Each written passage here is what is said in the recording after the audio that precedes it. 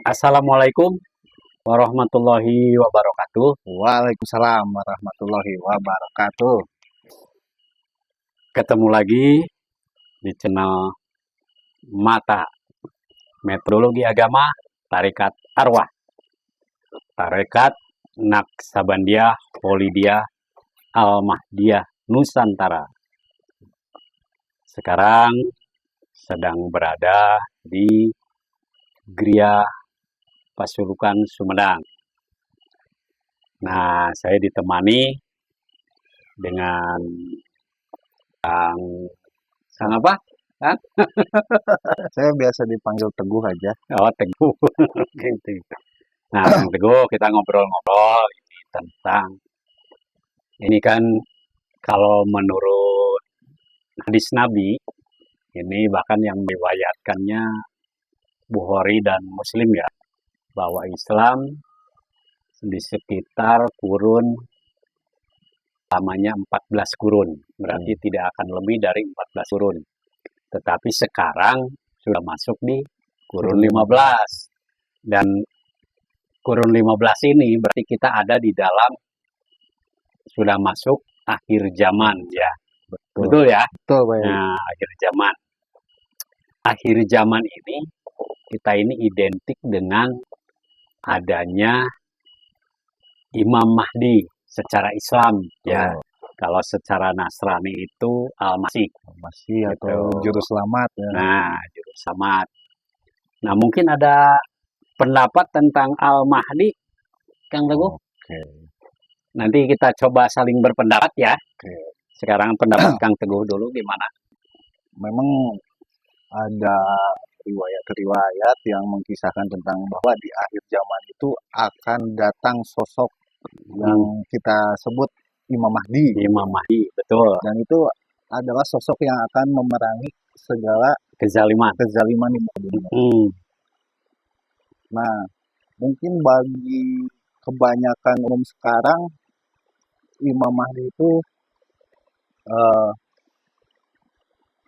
ibarat sosok utusan dari Tuhan, dari langit yang membawa risalah langit turun ke bumi. Nah, yang saya ketahui bahwa Imam Mahdi itu adalah seorang katakanlah figur atau tokoh sentral yang dapat membebaskan semua manusia dari kezaliman. Nah, Imam Mahdi itu membawa petunjuk sebetulnya. Jadi Petunjuk bagi boleh seluruh umat diibaratkan manusia. ininya yang disampaikan akan terjadi memerangi begitu, sebetulnya itu perang petunjuk mungkin Perang ya, petunjuk, bukan perang fisik gitu ya. bukan. Perang petunjuk itu seperti memberikan pencerahan bagi seluruh umat manusia. Nah, dari namanya, dari bahasanya Imam Mahdi. Nah, Imam itu berarti kan pemimpin. Pemimpin ya. Berarti kalau pemimpin yang namanya imam berarti harus ada makmum atau jamaah. Jamaah. Nah, ini Imam Mahdi berarti dia pemimpin yang membawa petunjuk gitu ya. Betul. Berarti ada jamaahnya yang memberikan petunjuk dan dipimpin oleh beliau ini, Imam ini. Oh, iya iya. Imam Mahdi, dan yang dipimpinnya itu ya mungkin secara familiar sebut dakwah ya. Dakwah. Mendakwahkan petunjuk yang ilmu ini memang ilmu langit gitu ya. Iya iya. Kenapa Imam Mahdi itu harus ada dan muncul pada saat akhir zaman? Karena kondisi di akhir zaman itu sudah terlalu banyak umat-umat yang tersesat. Bahkan mereka itu tidak merasakan kesesatannya gitu. Merasa benar udah tersesat gitu. Bahkan kezaliman itu kayak udah hal yang biasa ya. Udah kerusakan lah gitu ya. Maka sosok Imam Mahdi ini yang akan memperbaharui gitu ya. Makanya kalau menurut saya ini Kang Teguh, ada kaitannya memang dengan yang disampaikan dari Nasrani itu Al-Masih. Karena Al-Masih itu kalau dilihat dari ilmu tasawuf, dia berarti yang atau hakikat gitu. Nah, berarti Allah ini menurunkan Al-Masih itu menurunkan hakikatnya. Iya. Nah, mungkin ini di zaman akhir zaman ini hakikat itu yang hilang. Oh, Jadi umat manusia itu hanya berada di syariat gitu ya, tidak masuk ke dalam hakikat gitu. Makanya turunlah Al-Masih. masih. Padahal antara Al-Masih, Imam Mahdi itu juga sebetulnya ya. Nah, hanya secara keislaman Imam Mahdi, secara nasraninya Al-Masih. Luar biasa ya. Berarti jika sebetulnya umat manusia ini harus mencari tokoh itu ya. Betul. Tetapi jika sudah ketemu nih Kang Teguh, jika sudah ketemu Imam Mahdi, kan ada di ayat Al-Quran juga disebutkan al-ulama warasatul anbiya. Terus dalam Al-Kahfi waliyam mursida. Apakah itu juga sama di situ ya? Sama itu. Sama ya, berarti ketika udah ketemu waliyam mursida ya tidak perlu lagi mencari Al-Mahdi. Karena di situ-situ juga begitu. Oh.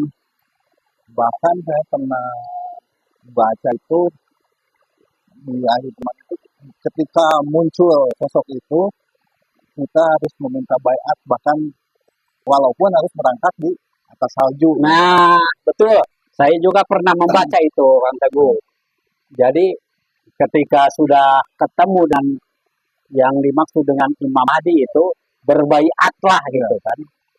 Walaupun harus merangkak di atas salju.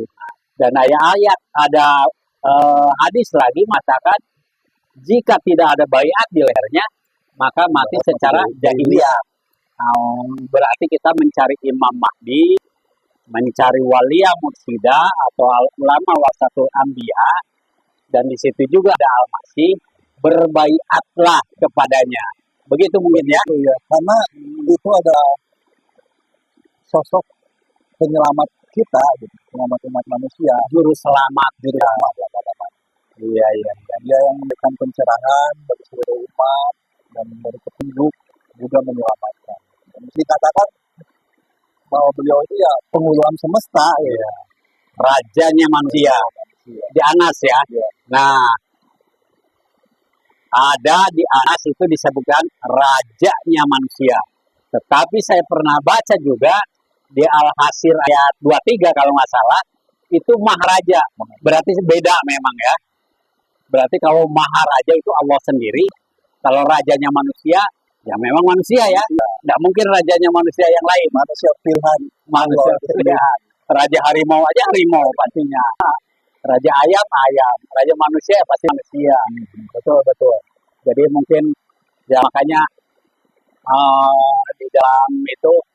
di dalam satu ayat menyampaikan juga ada carilah wasilah gitu ya. Kita memang disuruh ya.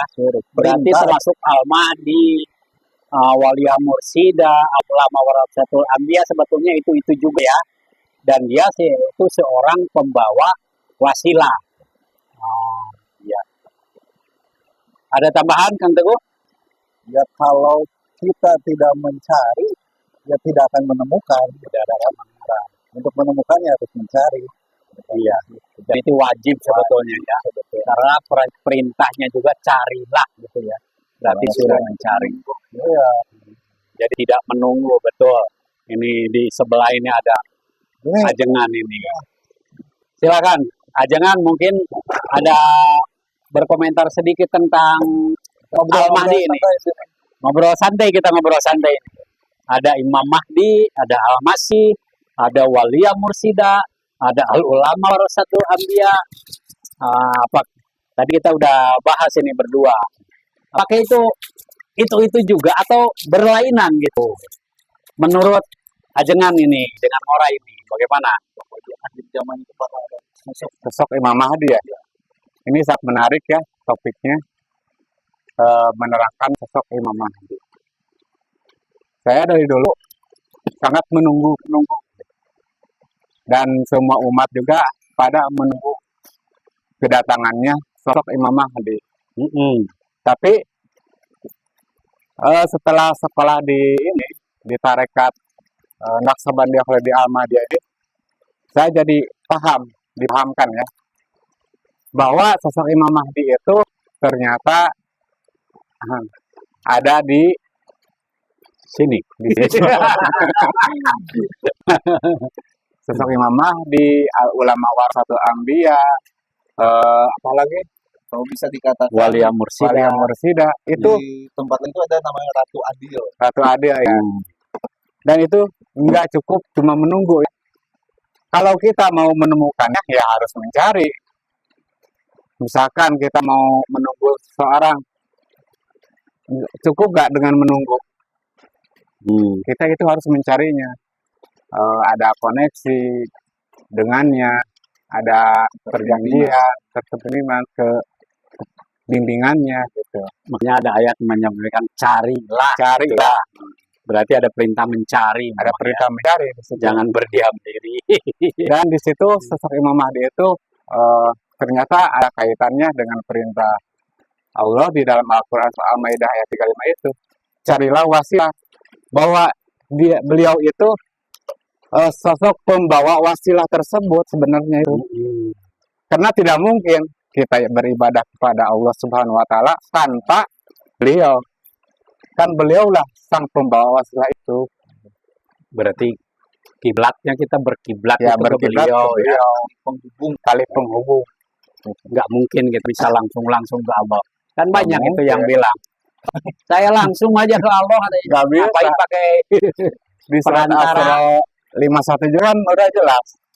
Allah tidak mungkin bercakap-cakap dengan seorang manusia tanpa yang tiga itu.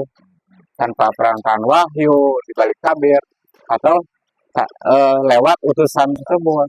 Nah, utusan tersebut bisa disebut juga sebagai sosok Imam Mahdi. Iya, iya, iya. Jadi bagi teman-teman yang di luar